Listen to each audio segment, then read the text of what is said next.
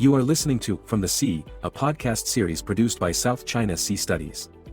This program provides valuable insights from experts around the world on geopolitical and security developments, with regards to the South China Sea as an area in a connected maritime landscape. In today's episode, Dr. Chiew Ping from the East Asian International Relations Caucus will discuss nuclear proliferation risks, response strategies, and regional stability in the South China Sea, within the context of great power rivalry. Well, speaking of the potential of weaponizing nuclear for power for something else, AUKUS, right, is another topic that has been debated hotly in the regions in the past 3 years, and last month also marked the 3 years anniversary of AUKUS.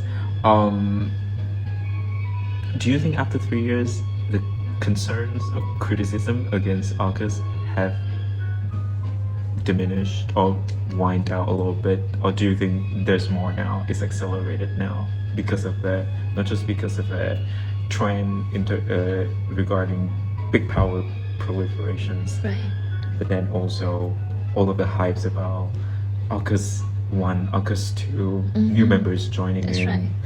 Asian NATO, all of that?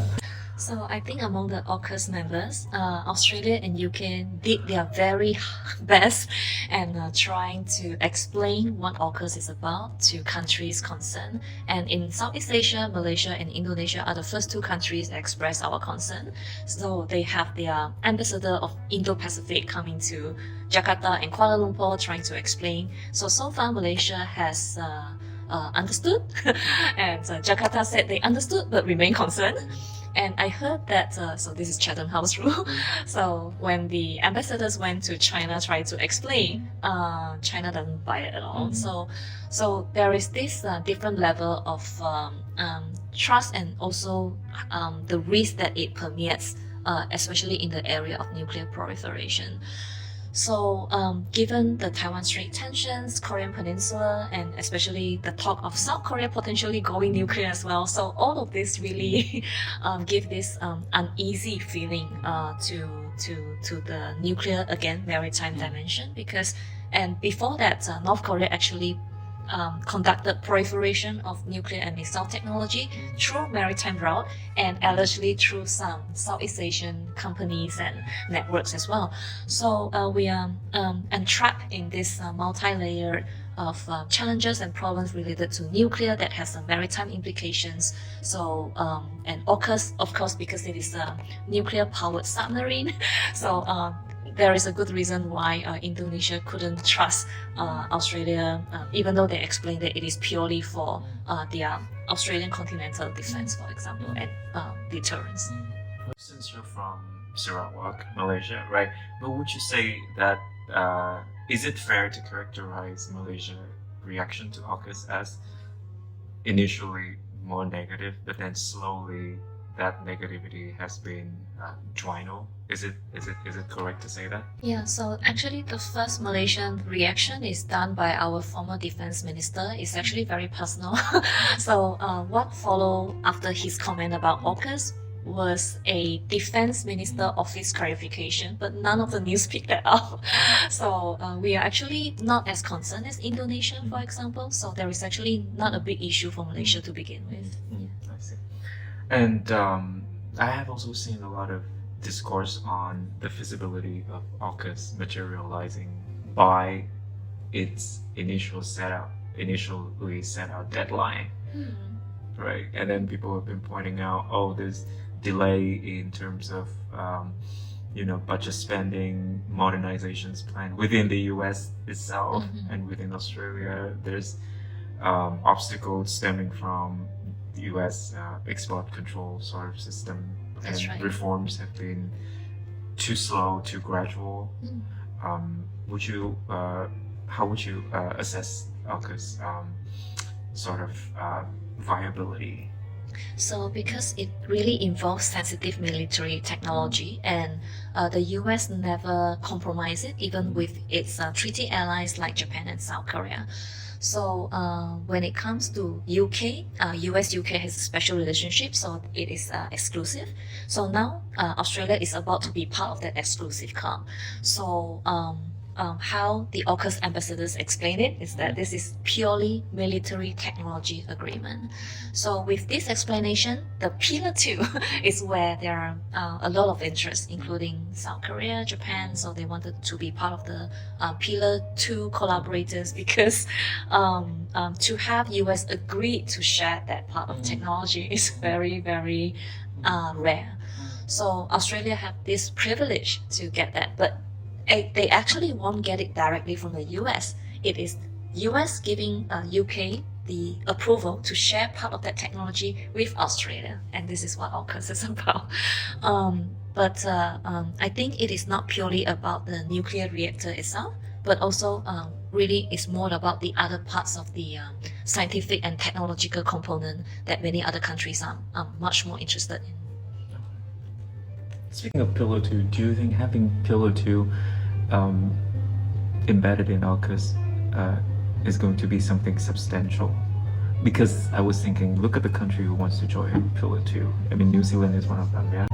And then don't they already have, you know, the Five Eyes and then other kind of corporations who are already sharing information, already sharing cyber tech, already sharing such capability? What's the added value for Pillar 2? Or do you think it's Pillar 2 just a way to sort of dilute the sensitivity around Pillar 1, so now they can say, look at AUKUS, there's more than just nuclear submarine? Yeah, I think this is a very good question because all of the components that you mentioned just now, like cyber and also like drone technology right now, AI in military technology, and yet nuclear-powered military technology is just another domain altogether. So because US as the one of the forerunner in this area, so to be part of the AUKUS Pillar 2 means that it will provide an institutionalized structure, a type of mechanism in which other countries who wish to enter such collaboration with the nuclear weapon states can emulate. So just learn about the system itself, how the process is run, is very valuable to participating countries. Got it. So maybe the added value doesn't lie in the technology per se only, but it also comes with the whole ecosystem. Process. Okay. Yeah. Let's pivot back to the survey that you contributed to. What was the opinions on the US proliferation trend? I remember Biden when he was campaigning pre-presidencies, he promised that he's going to adopt no first use principle, but his presidency is coming to an end. And for sure it's not going to be anything on the horizons. And I think in the national defense strategies of his administration, they even expanded the scope of usage for nuclear powers. Right. And I think they also added the, another type of nuclear missile in the list of prioritized items. So how do you assess such trend of the US and maybe according to the survey, if people from Southeast Asia have responded to it, how do they view US proliferation? For non-nuclear weapon states, we really need to depend on the goodwill and nuclear responsibilities of the nuclear weapon states. So China has been consistent and persistent in pledging their no first use principle. So it is written in their nuclear policy, but not so for the US. So the fact that US is even reluctant to provide negative security assurance means that they withheld the rights for first use. US policy making process is very much threat-based. So due to Russia's tactical nuclear weapons policy change, that is part of the reason why under Biden administration we saw the expansion in defining how they would use the nuclear weapons, including the tactical nuclear weapons. So and it can't be helped that Russia now signs a comprehensive strategic partnership with North Korea that also promise mutual security assurance and cooperation. So that complicates the issues, another matter that affects US allies in Northeast Asia.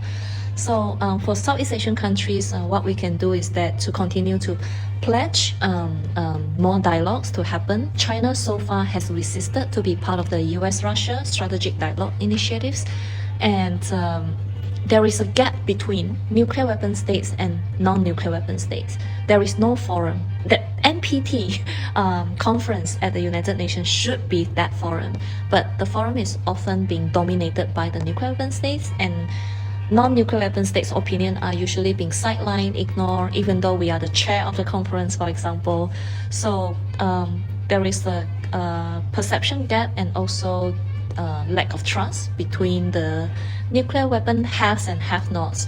So this is why some think tank and NGO, like for example the British American Security Information Council, of which I sat on their Asia Pacific Nuclear Advisory Panel, we are pushing for nuclear responsibilities framework, how nuclear weapon states and non-nuclear weapon states can actually sit together and talk about the same issues together, and to mutually deepen understanding of each other's concerns. Do you have an example of ASEAN being sort of sidelined? So Malaysia was the NPT conference chair. So I think we were what year was that?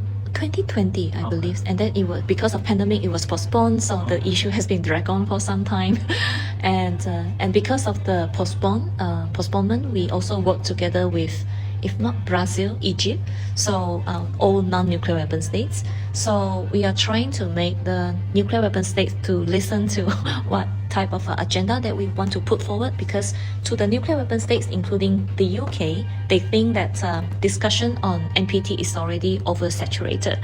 But we try to make them understand that no, it is still very much alive and happening among the developing countries and non-nuclear weapon states. So basically, when they think that the issue has been resolved at their level, it doesn't matter whatever is happening outside of their framework. So we can see that there is such a gap that is still happening and persisting, and it's difficult to bridge that perception gap between the two sides.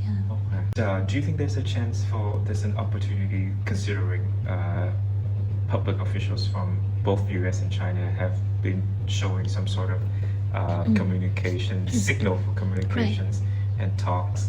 I think one of the topics being discussed is also non-proliferation. At the track 1 level, China still resists the official level discussion. However, a few months ago, China does signal a kind of a willingness to talk about it by welcoming a US think tank delegation, which is Pacific Forum, to China. So they did manage to talk to their Chinese counterpart about nuclear disarmament issues and strategic restraint between the two of them. So I think there is still room for China to and the US to explore the track 2 channel, track 1.5, so that eventually when China feels comfortable to discuss with the US, then the track 1 space can be open. And also the same for the US as well. Absolutely. Right? And as you said earlier, maybe for Southeast Asia, we have to rely on the goodwill, but then within the US-China dynamic, can we do anything to sort of fasten that process? Maybe? So I think we need to build a kind of nuclear security network within ASEAN. So at the ASEAN level, we actually have the ASEAN Atom. So all the nuclear related expertise, whether it is nuclear engineering, nuclear science, nuclear policy, so all of these experts sit on the board, and there is a national committee on it for those countries who already had done some research about nuclear energy infrastructure. So that would include Malaysia, Singapore, the Philippines. The Philippines is the only Southeast Asia country who used to have a nuclear power plant but shut down by the US. And then Indonesia as well. So I know some of these people from this country who sat on the IAEA advisory board. So we need to bank on our regional expertise to start the conversation, and of course at the societal level or at the ASEAN community level, more and more people should be aware of this dimension and to actively talk about it and to show that we care and we can be part of the multiple stakeholder involving both the nuclear weapon states and non-nuclear weapon states. How about from the institutional macro ASEAN level? Right, so I think it has to start with the ASEAN atom. Yeah, and I think that's the most relevant mechanism within ASEAN to start the process. Even though they are a group of scientists and engineers, but we can invite the policy people, the bureaucrats, to join in the discussion as well. I see. Well, I think that is a positive note to end our podcast on. But as you know, per traditions, we usually ask our guests about the latest music that they've been listening to. It doesn't have to be new. Oh yeah, I actually just listened to it's like the Everything Bar kind of thing on Everything YouTube. Bar. Click. and Got it. Yeah. It's the end of another From the Seas podcast episodes. Right. Once again, thank you, Dr. Chiew Ping, and I hope you had a memorable time in Ha Long. Right. Thank you so much, Huang. Thank you so much for having me. This is the end of this episode. Stay tuned for our upcoming discussion, which will be released on Google Podcasts, Spotify, and Apple Podcasts, as well as on Facebook, YouTube, and Twitter. Thank you for listening.